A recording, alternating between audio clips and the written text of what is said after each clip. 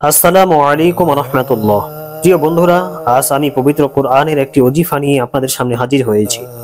এটি এমন একটি কলমা বা যা কোনো বিপদের সময় পড়লে সাথে সাথে সে বিপদ দূর হয়ে যায়। রিজিকের জন্য যদি কেহ এই ওজিফা পড়ে তাহলে রিজিকের সমস্যা সমাধান হয়ে যায়। আর এই কালিমা যদি কোনো হাজতের জন্য পড়া হয় তাহলে আল্লাহর ফজলে সে হাজত পূরণ হয়ে যায়। কোনো মাকসাদে পড়া হলে সে মাকসাদ পূরণ হয়ে যায়। যে ঘরে টাকা পয়সা নেই, ধন সম্পদের অভাব, খাবারের সমস্যা, ঘরে চিন্তা পেরেশানি, ঘরের মধ্যে আল্লাহর রহমত দেখা যায় না।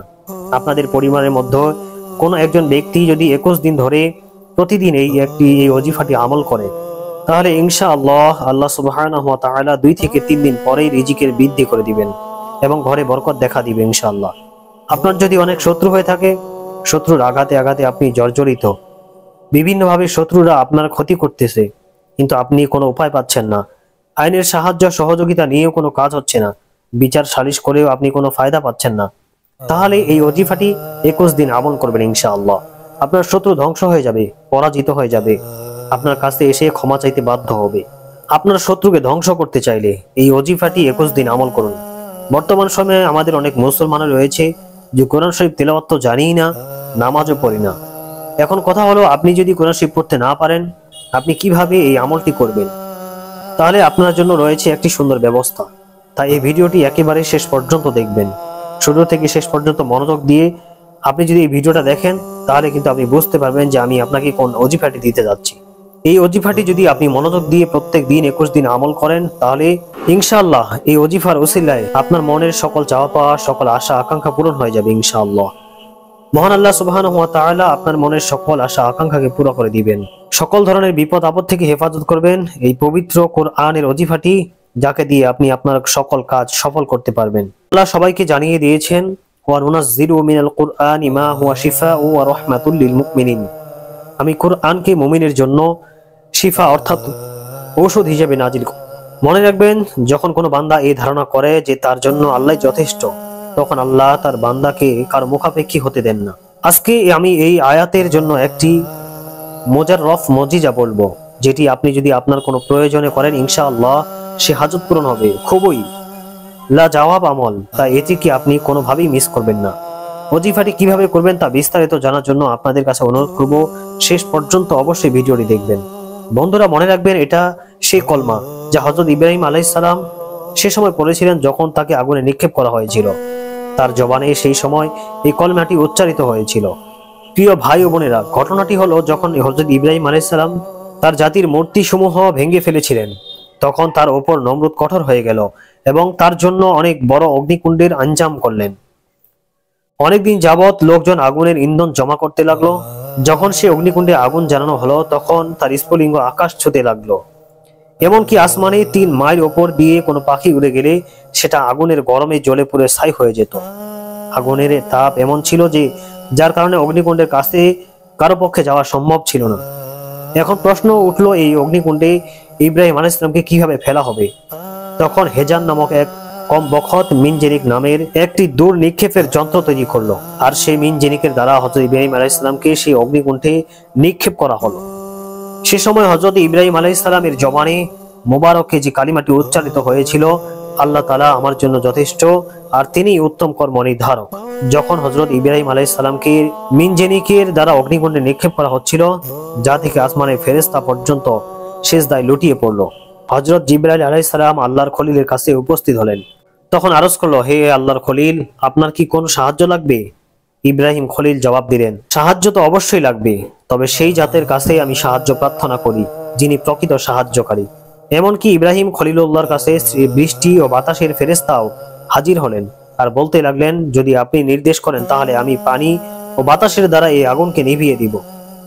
কিন্তু ইব্রাহিম আলাইহিস সালাম এর জবানে শুধু একটি কত কলমা উচ্চারিত হলো যে আল্লাহ আমার জন্য যথেষ্ট, তিনি একমাত্র কর্মবিধায়ক।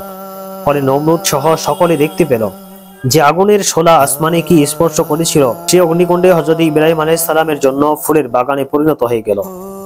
আল্লাহ তাআলা অগ্নিকে নির্দেশ দিলেন, ইয়া নারু কুনি বারদাও ওয়া সালামান আলা ইব্রাহিম, হে আগুন তুমি আমার খলিলের জন্য আরামদায়ক ঠান্ডা হয়ে যাও।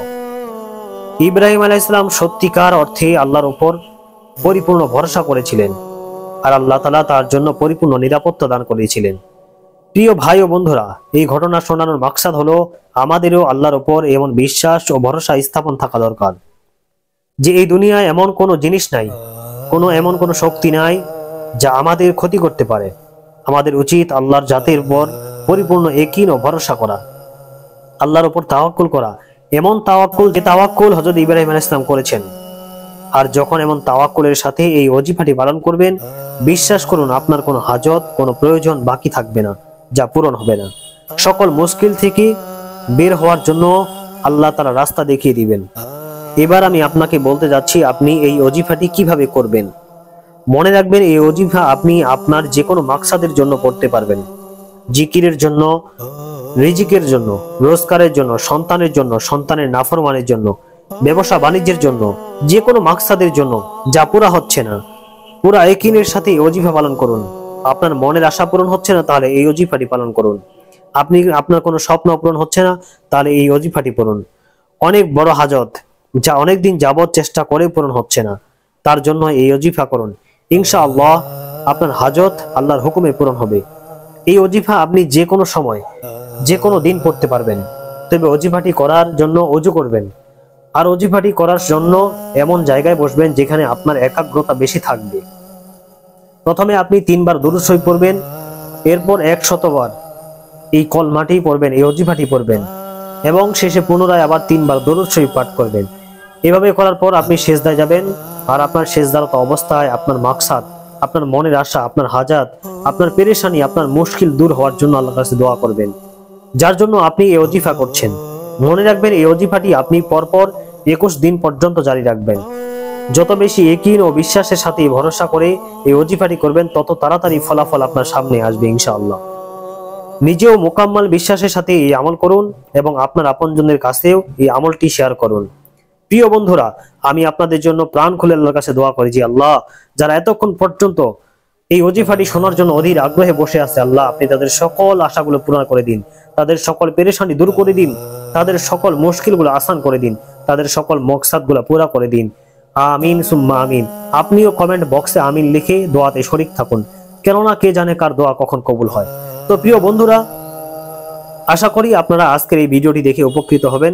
তো যেই ওজিফাটি ছিল সেটি হচ্ছে হাসবুনাল্লাহু ওয়া নি'মাল ওয়াকিল।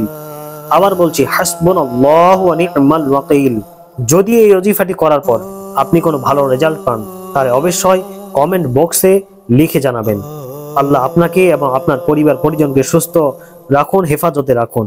আসসালামু আলাইকুম ওয়া রাহমাতুল্লাহি ওয়া বারাকাতুহু।